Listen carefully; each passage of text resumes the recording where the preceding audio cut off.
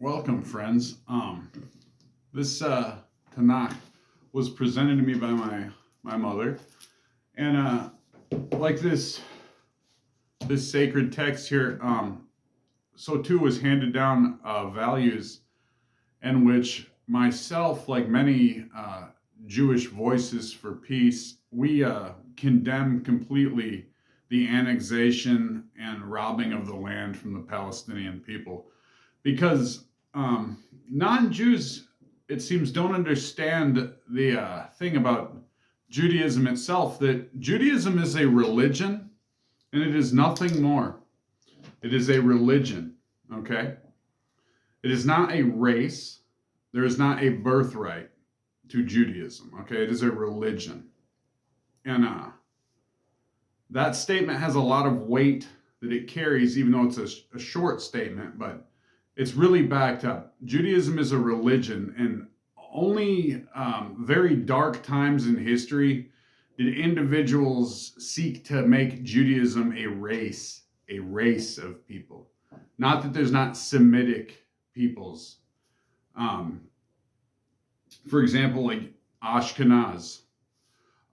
There are ethnic traits, but Judaism itself is a religion. And this religion teaches us this beautiful concept of exile. And the whole religion, even little boys in Hebrew school will learn the concept of exile and how having a nation state, rather, if the Palestinians today said, we are going to have this unified Israel, it's going to be a Jewish state, and the whole world rejoiced, if the whole Middle East rejoiced, and every Muslim, Jew, and Gentile said this is wonderful, and it was given freely, it would still, from a religious standpoint, so the Zionists have nothing to stand on. From a religious standpoint, an 8-year-old Jewish boy could tell you that that nation state then exists in defiance of the religion itself and the tenets therein. And that is just the foundation, that concept of exile, which is a beautiful concept. Similarly, the concept that people are ethnically from Europe have a right by religious claim to this place. For example, with the displacements, I believe 750,000, maybe more Palestinians, they were uprooted and they had to leave their homes and go to countries where just because they were Muslim didn't mean that these countries would accept them, in a friendly way. In this mass displacement, this occurred about 1948, right about this time of year. And going back, it may sound strange to people hearing a devout Jewish person in the presence of a Tanakh presented to them by their mother saying these things, but from my family, and not even from a religious standpoint, but from a moral standpoint, the lessons handed down by my elders, any organization or group, and it should be clear on this channel, I don't care what a group calls themselves, if they start hurting innocent people and moving them to these terrible places and do it in the name of a religion, then those people don't represent that religion unless it's a bad religion. And there's only warnings in the religious text of the Jewish people. There is only warnings against seizing lands east and west and north and south, seizing homes, seizing animals. There's warnings about treating the Gentiles so poorly that they can't even collect the corpses of their dead that were murdered by the house of Jacob. In our religion that teaches that, it says this will be almost the fall of the house of Jacob. So it talks about, Jewish people that are devout, there is no way that you can say, yes, I'm a Zionist and yes, I am Jewish. Now, if you are a evangelical right-wing Christian capitalist, I could see you lovingly embracing the idea of like this destructive thing, because Christianity, though like there are loving aspects of it, just like all religions, there's good and bad. It's what people do with an idea, just like whether it be Marxism or capitalism. Give somebody something, a moral society will do the best they can and good with a thing, and a society based on evil, if they give too much trust over to the greedy, to the wrong causes, that society will fail. So that's why. When it comes to Palestine, for example, in Palestine, which it was called Judea or Galilee in the time of the Roman occupation, when the temple, about the time of the destruction of the temples, it would have been called Judea. So when that temple was destroyed, there's where the concept of exile comes. In Arab people, Islam did not exist at this time. The land was taken by Romans, which a lot of land was taken in the ancient world by Romans. They did a lot of bad things. And the Romans, like the nesting doll theory, they would absorb cultures that they couldn't crush. And then that culture would be absorbed. And people that were devout in the culture would say, hey, these Romans are totally changing what we believe in. Those voices would be silenced by the might of the empire that says, we are the movement now, etc.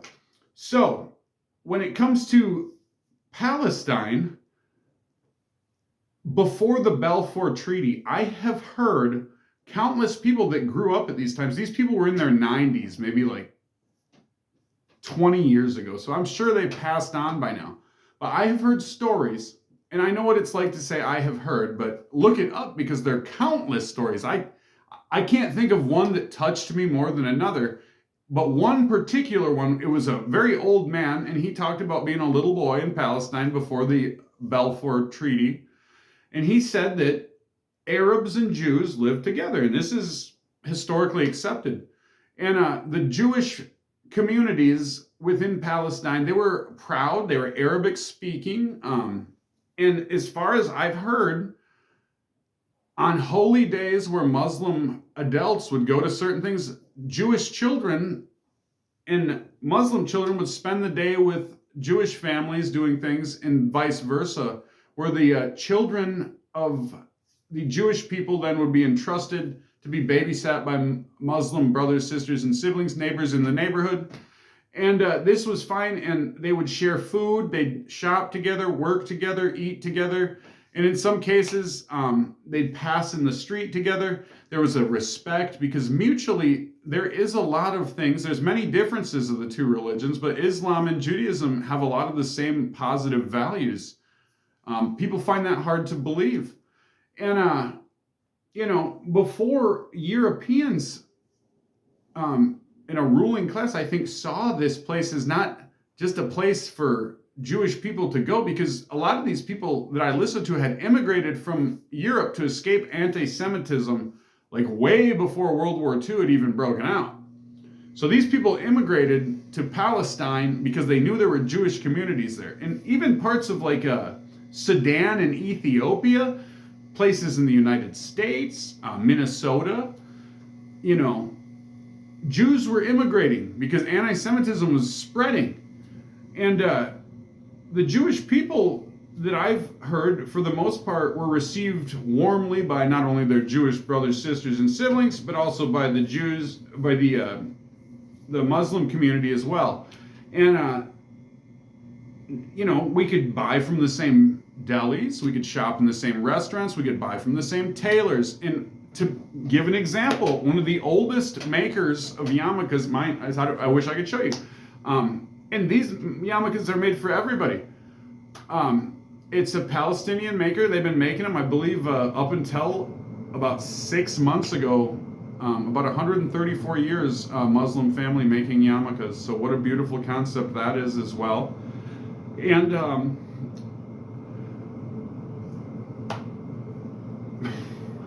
it goes to show, like when we talked about how capital uses racism and people's bigotry, and sometimes the bigotry never existed, but maybe they make one people feel more equal than another. For example, giving like Irish immigrants or like European white people a voice or a vote.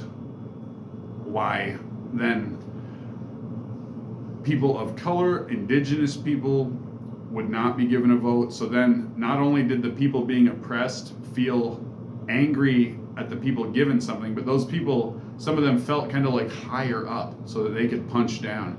And there's where like this country, I think our rulers in in many countries would see to punch down. And if you look at the timeline of the Balfour Treaty and stuff, not to beat a dead horse, I assume everybody here came to this and we know about the Balfour Treaty, and if you're Jewish, you know the history of Israel like the back of your hand, okay? And we're not going to beat that dead horse. What we're here to talk about is the time before and what happened, this peace. So I'm sure there was disputes. Every place has disputes. People argue religion everywhere. People argue politics, and some people do it in a way where they act the fool. They hurt people sometimes. Sometimes they do terrible things to each other. But these things happen a lot less. Really, it might seem like they don't, but a lot less than I think they could. And that being said, moving forward, let's go to 1948, okay? World War II had ended. Essentially, the Nazis were being rounded up, they were being ostracized and deposed, but so too, does anyone know the story of the Jewish people on a boat that floated and they were starving and they had nowhere to go? Okay, there were stories like that before the war ended, after the war ended. The stereotype of the wandering Jew rang true in the worst ways in those times. So basically, people were coming out of camps and they were being dumped by a kind of like international government to go fight for your country, go fight for Israel. And immediately, like I said, about 800,000 Palestinians displaced. Now this, it was like a UN plan, okay? This UN plan, they basically brought it to like total war, where they had people coming off ships, Jewish people, to displace Palestinians. Now, by Palestinian standards, these could be Arabic-speaking Jews. So I can also attest that I've heard stories of whole Jewish families wiped out and moved by European Jewish people and by these kind of like UN partisan forces saying, you have brown skin, you speak Arab, we don't care that you say you're Jewish. This is for Jewish people that are by birthright the European Jews in many cases. So this conflict, the Nachma, okay, it's not one easily forgotten. So it's ethnic cleansing is what it was. It was ethnic cleansing. And when you do something like that, it's not forgotten, just like we don't forget the Holocaust. But I wouldn't go to Germany and start attacking German people either. So bad people on either side. When Jewish settlers beat people, when Rachel Corrie was murdered and ran over, okay, by Jewish settlers, that's wrong. If Islamic extremists murder people, sometimes they murder other Islamic groups. Wrong, wrong, wrong. Murder, killing, rape, wrong, wrong, wrong, wrong. All of it is terribly wrong, and any movement is poisoned by those ideologies. Every religion is destroyed by violence and terror. Everyone, and I give none quarter. In Judaism, I hold so high in my heart and was brought to believe in it so much that I will never allow it to be in the hands of butchers, and butchers like Benjamin Netanyahu. Now, let me check over my notes here. Again, like I say, I will take a quote here. Palestine was a peaceful home for our people, and we aim to reclaim that in days to come. And this is Rabbi Feldman, an Orthodox Jewish man. He says Zionism is a purely political movement. He couldn't be. That hits it perfect. It's a purely political movement. It's related to an ethnic nationalism, an anti-Arab belief structure, and so funny to interact with like young Jewish people that are on the right in America, because they will get very angry. And I can tell you, having debated as a Jewish voice for peace, that there's a vitriol, and the Jewish people, not all, but many Jewish people from Palestine, or the country of Israel and or Palestine, they are different than American Jewish people or the Jewish people in Europe. And very much different than the Lubavitch Jews. And I don't know what it is. I don't know. But it is a tendency to like jump on, and if something, everything's a nail, you know. Like I remember in about, I want to say it was 2006, there was video where these little boys were on a beach and the Israeli military was on a boat. And this boat was kind of cruising past the beach, and these little boys are maybe 250 yards away, maybe 400.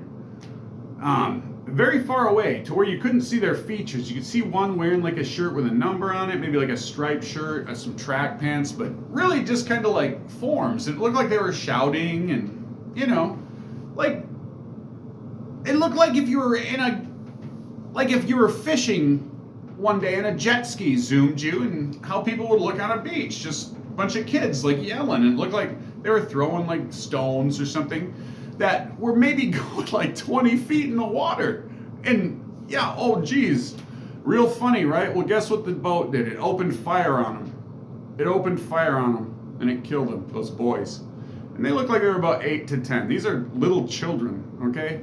I've seen children tied up and beaten by IDF forces. And those are not, you know, that's not what our religion teaches us. That's not what our leaders and our elders teach us. We're supposed to love one another. You know, the Christians are big on that.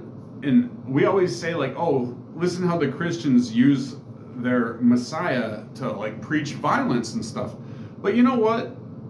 Now Judaism is they're trying to bring it down into the mud to where it's our Holocaust upon another group of people. And I think to myself, if things had just gone different, what could be? And going back to 1948, after World War II, okay, at that timeline, I think to myself, this conflict, it wasn't about finding a home for the Jewish people. It was about creating a petroleum gateway for Europe and the United States. That's what it was for. Because look at it this way. You had a Marxist government in fruition in the country of Iran. There was parts of the Middle East by the mid-50s that were being, dare I say, like turning into liberal democracies. And the US and Europe wanted a petroleum gateway. So the Jewish people and the Palestinian people, and particularly the Palestinian Arabs and the Palestinian Jewish people that had already lived in Palestine before the Nakba, before this, okay, these people had a home together. And there's always problems where you have groups of people. But I have heard from firsthand accounts of the harmony that existed in the early 19s, the 20s, and even into the 30s. And I think that could exist again, because where the Jewish faith and the Muslim faith really does meet and really does like share a thing, we say like through like grace and through forgiveness and mercy and through kindness, we can heal things. Our religions teach that we can heal things, and that like in Judaism, you know, they say that children will suffer for the sins of their parents. What that means is the adults create a world for the children. The adults create this world, and the children suffer for the world. Because who fights the wars that the adults make? The children do. And I have nieces and nephews, little kids, and they grow up fast. So look at your children. And that's why I made the video I did playing a Arabic sounding klezmer tune showing Palestinian children and Polish children. The bombed out Polish buildings, the bombed out Palestinian areas in Gaza. Polish kids, Palestinian kids. Because it doesn't matter.